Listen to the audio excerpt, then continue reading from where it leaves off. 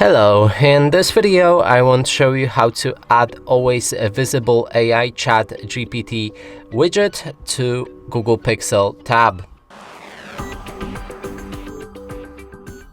And to do this we'll need to open our Google Play Store and inside in the search find Wally AI Chat.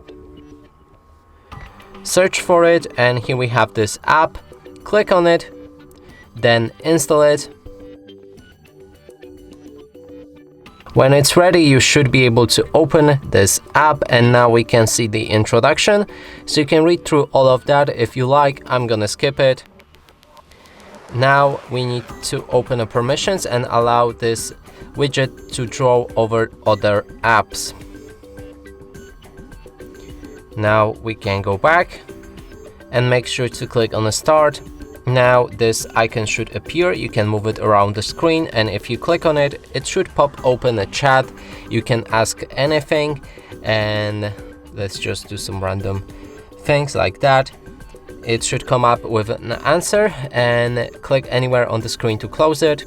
If you want to remove this icon from your screen, then simply drag it.